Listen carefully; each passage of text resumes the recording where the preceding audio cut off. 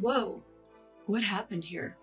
Upon entering my house, I find furniture toppled over and belongings strewn about. Someone had ransacked the place. I have to call the police. I quickly reach out to the authorities and also call my part-time workplace to inform them that I won't be able to make it for my evening shift. I notify my in-laws to come over, and just to be safe, I send a WhatsApp message to my husband John, who's due back tomorrow after a long absence. Mary, are you all right? What's going on? Is everything okay? My in-laws arrive just as the police do. During the police investigation, it turns out that no high-value items or banking cards are missing. Above all, I'm relieved I didn't walk in on the intruder. What's missing seems to be daily necessities, clothing, food, and children's items. Wait a minute. Haven't I seen this scene before? From my past experiences, I have a hunch about who could be responsible for this. My name is Mary, a 27-year-old housewife. My husband John is 30 and currently on a work assignment away from home. We have a preschool-aged son and have been married for 5 years.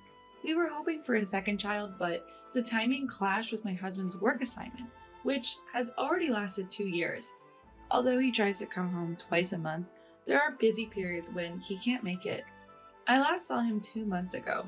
To stay connected with our son, he had set up a network camera at home, but he's only used it once due to his busy schedule. I had been hesitant to consult him about one issue, not wanting to distract him from work. It concerns my sister-in-law. Just as I was about to speed through the household chores after dropping off our child at preschool, the problem person shows up. Hey there. Oh, sister-in-law, hi. What brings you here today? For the past 3 months, sister-in-law has been regularly dropping by our home, unannounced, just making herself at home. Sister-in-law is 34 and the mother of 4, part of a big family. The family has kids ranging from infants to elementary schoolers. 2 of their preschoolers even go to the same preschool as my child. My sister-in-law, or SIL for short, is a large woman with a blunt personality for better or worse. Whether it's shopping or dining out, she always wears sweats. When she showed up at preschool events in her standard sweatshirt and sweatpants, even I was shocked. Sure, she's known for her casual attire, but she's also known for picking fights. So much so that I'd rather not cross paths with her at preschool lest people find out we're related. She has a habit of taking things from our home on a daily basis. Taking these cookies, okay? You took some yesterday. We can't keep giving you things. What? You're imposing me? It's John's money anyway. You have no right to complain. She asserts that since I'm a stay-at-home mom living on John's money, she can intimidate me. After all, it's a mother's job to support the kids. You have just one while I have many. It's only fair you help me out. We initially chatted because our kids were close in age and I thought we might get along. Now she just says unreasonable things like this. Sister-in-law works part-time at a lottery ticket store in the evenings. She usually visits when she knows I'll be home, like after dropping the kids at preschool. When the kids come home from preschool, or even during dinner preparations and mealtime, she'd just barge in and rummage through the rooms. Not only that, she leaves everything a mess and, of course, never bothers to clean it up. We receive $600 a month for living expenses from John, separate from rent and utilities. It used to be more than enough, and I was even saving money. Although John had always told me to feel free to spend money on what I like, I have been saving it for a rainy day. However, since sister-in-law started coming over, my monthly savings have dwindled to $100, and I've even dipped into the negative over the past 3 months. Because of sister-in-law, the money John gives me vanishes each month, and I've been covering the shortfall using the savings I had before we were married. Realizing this can't go on, I finally gathered the courage to tell sister-in-law that this needs to stop. Sister-in-law, it's getting tough for us too. Please pay for the items you take. Why? Just get more money from John. We have a lot of kids and need it. You're costing us $200 a month just on household items. What? You're charging your own family? It was clear reason would not get through to her. I feared this situation could ruin our family, so I told John I'd like to work part-time. I didn't want to worry John, so I just said I wanted to boost our savings. The real challenge was what to do with our child, so I decided to consult his parents. Mother-in-law, I'm considering working part-time. Why? Aren't you getting money from John? Actually, sister-in-law takes a lot of household items, so we're running low on money. What? Really? But taking a few things isn't a big deal. No, it's just a few things. All right, I'll talk to her about it, so don't get so worked up. It seemed like mother-in-law was still oblivious to sister-in-law's wrongdoings, believing her daughter wouldn't do such a thing. From what John told me before, mother-in-law has never been mad at sister-in-law and spoils her rotten. I wasn't expecting much to begin with, but this was a tough nut to crack. My frustration with sister-in-law was escalating, and I couldn't hold back my anger any longer. Talking directly to her wasn't working, so I decided to hatch a plan. Soon after, I started a part-time job. I would work mornings, pick up my son from preschool, drop him off at John's parents' house, then work my part-time job until evening. This new routine helped me avoid sister-in-law, but it seemed to trigger a barrage of angry messages from her. Where are you? Where are the house keys? I know you're there. Open up. When will you be done? The frequency of her messages increased, showing her annoyance with my constant absence. Bring some tissues around in the evening. What time in the evening? Before my part-time job, so let's say 5 p.m. Oh, sorry, I'm working my part-time job until 6 p.m. You're deliberately avoiding me. No, I'm just working longer hours because we're short on money. So it's my fault we're short on money. Exchanging these lines, even sister-in-law's pettiness started to feel amusing on WhatsApp. Life was much calmer without meeting sister-in-law every day. Unlike my peaceful state, sister-in-law was restless. One time, we went out to eat with our parents-in-law and sister-in-law's family. She was giving me icy stares, but I didn't care and just enjoyed my meal. Mary, no part-time work today, huh? I had planned this dinner with father-in-law and mother-in-law for a while. Sister-in-law turned her face away, clearly irritated. In some ways, I owe my sister-in-law for my newfound assertiveness to dealing with someone as dense as her. Later, we had tea at John's parents' house and all was quiet on sister-in-law's end. We then headed home. I was hoping that sister-in-law would finally give up, but things took an unexpected turn. A month later, after dropping my son off at preschool and at John's parents', I went home to grab something I forgot. I was in a hurry because I didn't have much time before my part-time job started. What the? I came home to find furniture overturned and belongings scattered. I've got to call the police. I hurriedly called the police and informed my part-time job that I'd be taking the day off. I also informed my parents-in-law and asked them to come over and sent a precautionary message to John, who was coming home tomorrow. Mary, are you all right? What happened? Is everything okay? I began talking to a private investigator. As this happened, the police arrive. During the investigation, we find that no high-value items or bank cards are missing. Above all, I'm relieved I didn't confront the intruder. What's missing are daily necessities, clothing, food, and stuff for the kids. Wait a minute, haven't I seen this situation before? Mother-in-law, I don't mean to point fingers, but isn't it possible that sister-in-law did this? My daughter? No way, she would never do something like this. Who else would ignore valuable stuff and take only daily items? It has to be sister-in-law.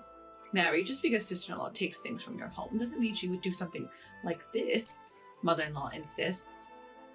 Although it may be natural for a mother to trust her daughter, mother-in-law refuses to call sister-in-law to the scene. Finally, father-in-law, who had been silent all along, speaks up.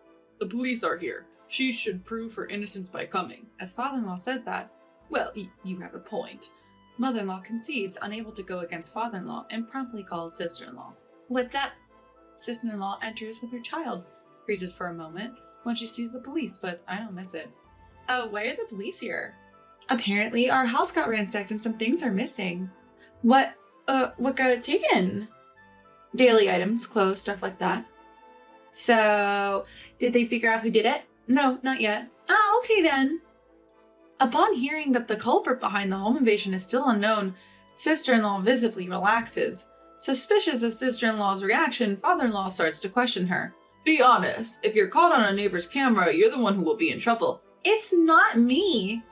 As this dialogue unfolds, I get a call from John. Mary, are you all right? Any injuries? Yeah, I'm fine, and our son was at your parents' house. Good. Any leads on who did it? Actually, I hadn't talked about this yet, but I explained everything to John. Why didn't you tell me earlier? I would have warned her. I'm sorry, I didn't want to worry you. Have you checked the camera? Camera? Remember? I installed a network camera so I could talk to our son. Is it still there? Oh, right! I had forgotten about it, but thanks to leaving it plugged in, it seemed to be working. After telling John that the camera was active, he checked past footage on his mobile phone. I end my call with John and head back to the living room where everyone is. We know who did it. What? How? John had set up a camera so he could talk to our son while he's away on business. Uh-huh. And the footage shows this person. I show the mobile phone to the police and my parents-in-law and their sister-in-law, rummaging through the house, then leaving with bags full of stuff. How did you get into the house, sister-in-law? I press her for an answer and sister-in-law falls silent. Tell the truth. Father-in-law interrogates sister-in-law with a stern look. Well, the thing is, sister-in-law slowly starts talking. I noted the lock code while relaxing at my parents' house. I then asked someone I know to make a duplicate key. While father-in-law looks at sister-in-law in disbelief, mother-in-law keeps her head down in silence. Mother-in-law, are you okay? As mother-in-law's shoulders tremble, I wonder if she's crying because she feels betrayed by her daughter. You foolish daughter! Mother-in-law screams, her face turning red and filled with an unprecedented rage. Mom, I just took a little, that's all. What do you mean, a little? I've been giving you around $200 every month because you said it was tough with the kids. If you were stealing supplies from Mary's house, what happened to that money? Apparently, mother-in-law had been giving sister-in-law about $200 every month. I can't even look people in the eye knowing my daughter ransacked a house like a thief. It's all my fault for spoiling you. Come clean about everything. Sister-in-law, who had never been yelled at by mother-in-law before, shrinks back, her eyes welling with tears. It seems she spent the money she received from mother-in-law for daily necessities and on her own clothes and bags, but something doesn't add up. We all find it strange that sister-in-law, who always wears sweatshirts and sweatpants, claims to be buying clothes for herself. So where are these clothes and bags you supposedly bought, sister-in-law? They're at home. Then sell them, turn it into some money, and pay back what you've taken so far. This is complicated. Sister-in-law, who's bad at giving up, was desperately trying to come up with an excuse. Then her older child casually let something slip. The clothes aren't mom's anymore, so they're not at home, right? What? Turns out she had been buying men's clothing and bags. Did you buy them as a gift for Dad? No, for a young man who isn't Dad. Shockingly, it's revealed that sister-in-law has been financially supporting another man. Mother-in-law, upon hearing this, is even more furious and starts talking about disowning her. Even the police seem uncomfortable in this escalating environment. So what will happen with this situation? I think it would be better to settle this privately since it's a family matter. Yeah, what should we do? Father-in-law seemingly stuck turns to me. At that point, sister-in-law frantically latches onto me. Mary, you wouldn't actually press charges, would you? Think about how sad it would be for the kids if their mom got arrested. Don't try to use the kids to escape responsibility. Apologize to Mary right now. Mother-in-law, her eyes fierce, starts berating sister-in-law again. Mary, I'm really sorry for what I've done. Please, please, please forgive me. Sister-in-law almost cries as she kneels and clings to my feet. The kids are watching with concerned faces, and honestly, it feels wrong to show them adults squabbling like this. Fine, I won't press charges. Oh, thank you, Mary. Sister-in-law quickly changes her expression. But there are conditions. The condition I give is that sister-in-law must pay back the $900 she took over the last 3 months by working part-time and giving us $100 each month. I can't pay $900. I have 4 kids. Didn't you say supporting your kids is a mother's duty? So it's only fair to return the money you've taken from your brother's children who are suffering because of you. Well, that's... Sister-in-law seemed frightened by my words. If you have time and money to spend on another man, then work to pay us back. The monthly payments are even a compromise compared to what you've used. I quickly corner sister-in-law, but my words don't seem to reach her. But still, enough! Enough! Be grateful you're not getting sued and accept the conditions. Mother-in-law raises her voice again as sister-in-law's indecisive attitude. I understand. After hearing from the victim, I think accepting these terms would be the best course of action, says the police officer. Sister-in-law, with her head hung low, reluctantly agrees. Even though the kids will inevitably find out and I do feel sorry for them, I can't muster any sympathy for sister-in-law. Exploiting her brother's family to save on living expenses while lavishing money and attention on another man is something I'll never understand. The next day, when John came back, she ended up getting scolded even more. Sister-in-law was in tears, apologizing profusely, but John was adamant about not forgiving any inconvenience caused to myself or our child. I think the future relationship between the siblings hinges on sister-in-law's actions. Above all, sister-in-law's greatest challenge lies ahead. What will she say to her husband who's coming back from a business trip next week? We managed to arrange for the kids to stay with John's parents during the discussion on that day, so they wouldn't witness sister-in-law's disgraceful state.